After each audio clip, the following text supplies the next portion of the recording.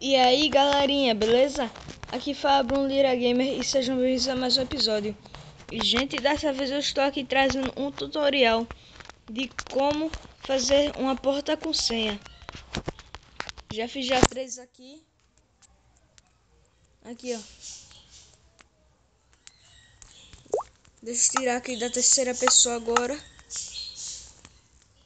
Vocês fazem assim. Vocês podem escolher o bloco que vocês quiserem, pedra do fim e vários outros. 1, 2, 3. Você fazem a altura até 3. Ou se não, se vocês quiserem mais para vocês construírem a sua casa. Deixa eu ver. 1, 2, 3, 4, 5. Deixa eu fazer mais um aqui. Vocês podem fazer até onde vocês quiserem. Eu não vou fazer muito para não prolongar mais o vídeo. Vocês pulam esse bloco aqui que eu tô aqui em cima. Colocam aqui. Aí vão continuando. Aí a porta fica aqui.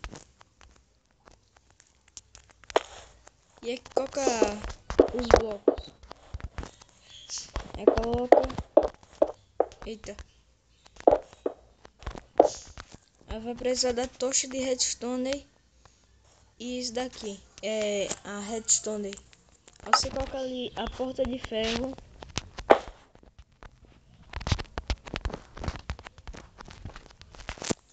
Aí você pega agora também. Você escolhe aqui a senha.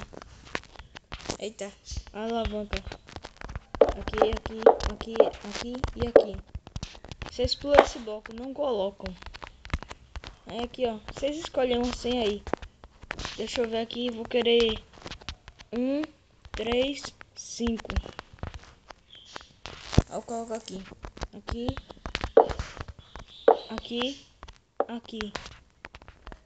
Eu coloco agora redstone em todo esse canto. E pronto. Aí aqui vocês colocam a tocha de redstone e a linha. E pronto, já vai estar funcionando. Aqui ó.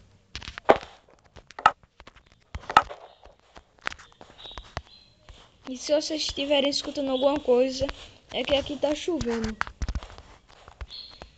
Aqui ó. Aí se você colocar alguma outra senha não vai funcionar. Deixa eu ver. Aí não funcionou. Só vai funcionar aquela senha que você colocou. Aqui ó. 1, 3, 5. Pronto.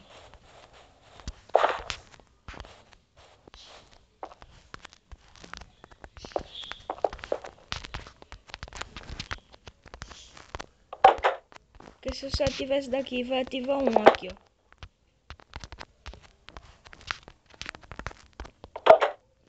Esse aí foi o tutorial. Se inscreva aí no canal se você ainda não for inscrito. Deixe seu like aí no vídeo. E tchau. Fui!